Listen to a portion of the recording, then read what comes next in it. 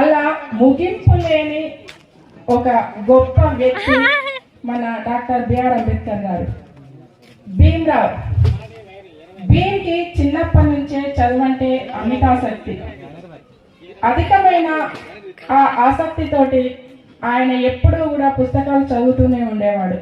ఆ ఆసక్తితోటే ఆయన ఈరోజు ఇంత గొప్ప స్థాయికి చేరుకోగలిగాడు. అందుకే అందరూ కూడా చదవాలి. చదువు పట్ల ఎవరైతే ఆసక్తిగా ఉంటారో వారు ఖచ్చితంగా ఉన్నత శిఖరాలను అధిరోహిస్తారు. అందుకు తార్కాణమే మన డాక్టర్ బిఆర్ అంబేద్కర్ గారు. ఆయన చిన్నతనం నుంచి ఎన్ని అవమానాలు ఎదురైనా, ఎన్ని ఆటంకాలు వచ్చినా సరే చదువుకి విఘాతం కలగకుండా ముందుకు వెళ్ళిపోతూనే ఉన్నారు. పేదరికం అనేది అడ్డం కాదనేసి మనకు నిరూపించి చూపించారు. 18 డిగ్రీలు చదివి భారతదేశంలోనే అత్యధిక చదువరిగా పేరుగాంచిన గొప్ప మహానుభావుడు అంబేద్కర్ గారు. విదేశాల్లోకి వెళ్ళి గొప్ప వ్యక్తిగా కీర్తించబడిన ప్రముఖులు మన అంబేద్కర్ గారు. ఆయనను మించిన మేధావి ప్రపంచంలో మరెక్కడా లేరు. దేశ విదేశాల తోటి ఆయన గుర్తించబడి రాజ్యాంగం అని చెప్పేసి rupee problem of the rupee అనే గ్రంథాన్ని ఆవిష్కరించి ఆ గ్రంథం ద్వారా రిజర్వ్ బ్యాంక్ స్థాపనకు పూనుకున్న ఒక గొప్ప వ్యక్తి అంబేద్కర్ గారు. అంతటి గొప్ప వ్యక్తి గురించి తెలుసుకోవాల్సిన ఆవశ్యకత ప్రతి ఒక్కరిపైన ఉంది. చిన్నతనం నుంచే, విద్యార్థి దశ నుంచే మహానుభావుల గురించి తెలుసుకున్నట్లయితే వారిని స్ఫూర్తిగా తీసుకొని ఒక గొప్ప స్థాయికి చేరుకునే అవకాశం ఉంటుంది. అందుకు మార్గం పుస్తకాలు.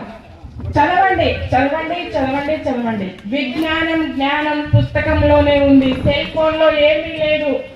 ఆరోగ్యం దెబ్బతినడం తప్పించి అందులోంచి వచ్చేది ఏమీ లేదు. సెల్ ఫోన్ చేత పట్టినము జ్ఞానాన్ని సంపాదిస్తున్నామని అనుకుంటారు, కానీ అది వేరే వైపు దారి తీస్తూ ఉంటుంది. కాబట్టి ప్రతి ఒక్కరు పుస్తక జ్ఞానాన్ని సముపార్జించాలి. పుస్తక జ్ఞానాన్ని సముపార్జించిన వాడు ప్రపంచంలో ఎక్కడికి వెళ్ళినా కూడా గుర్తించబడతాడు. అతని యొక్క విలువ అజరామరం.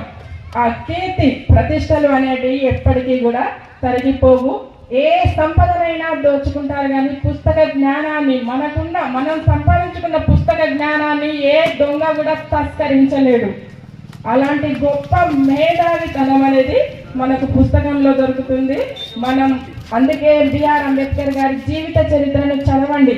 ఆయన చిన్నతనం నుంచి ఎంత కష్టపడి చదువుకున్నారు, ఏం చేశారు.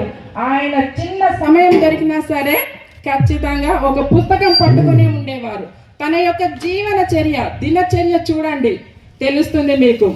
ఎప్పుడు కూడా కొన్ని మంచినీళ్ళు తాగైనా సరే కడుపు నింపుకొని మనందరి కోసం శ్రమించిన గొప్ప మహానుభావుడు డాక్టర్ బిఆర్ అంబేద్కర్ గారు.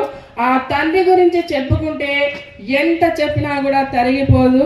గొప్ప మహానుభావుడు. ఆ గొప్ప మహానుభావుడి విజయం వెనుక దాగి ఉంది అమ్మ రమాయి. అమ్మ రమాయి గనుక చేయూతను అందించి ఉండకపోతే, ధైర్యం నింపి ఉండకపోతే ఇంత గొప్ప మహానుభావుడు మనకు ఇంత అవకాశాలను ఇచ్చి ఉండేవాడు కాదేమో. ఆమె యొక్క చేయూత, ఆమె యొక్క సహచర్యం అంబేద్కర్ గారు ఉన్నతమైన స్థాయికి రావడానికి, రాజ్యాంగాన్ని అందించి మనందరికీ, స్త్రీలందరికీ కూడా హక్కులను కల్పించి ఈరోజు నడి వీధిలో సగర్వంగా, ధైర్యంగా నిలబడి మాట్లాడే శక్తి వచ్చింది అంటే అందుకు కారణం డాక్టర్ బిఆర్ అంబేద్కర్ గారు. ఆ తండ్రికి మనం ఎప్పుడూ కూడా రుణపడి ఉంటాము. ఇంకా ఈ అవకాశాన్ని, నాకు స్టేజ్ మీద మాట్లాడే అవకాశాన్ని ఇచ్చిన సభాధ్యక్షులు దుర్గం నాగేష్ గారికి కృతజ్ఞతలు తెలుపుకుంటున్నాను. వారు నన్ను వెన్నంటి ఉండి ప్రతి క్షణం కూడా ప్రోత్సహిస్తూ ఈ రోజు నన్ను ఈ స్థాయికి తీసుకువచ్చారు. నేను ఒక ఉపాధ్యాయురాలిగా ఉన్నప్పటికీ కూడా నాకు కొంచెం ధైర్యం అనేది చాలా తక్కువగా ఉండేది. సొసైటీలోకి చాలా తక్కువగా వచ్చేదాన్ని. అలా ఉన్న నాకు ఇంత ధైర్యం నింపింది నా భర్త దుర్గం నాగేష్ గారు.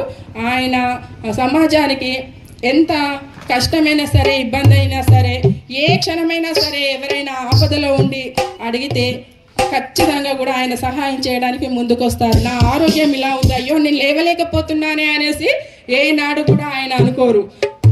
అచేతనమైన స్థితిలో ఉన్నా సరే ధైర్యం కోల్పోకుండా నేను వస్తా పదండి అని చెప్పేసి ముందుకు వస్తున్నారు. ఆయనతో పాటు నన్ను కూడా తీసుకువస్తున్నారు. వారికి మరొకసారి ధన్యవాదాలు తెలుపుకుంటున్నాను. Thank you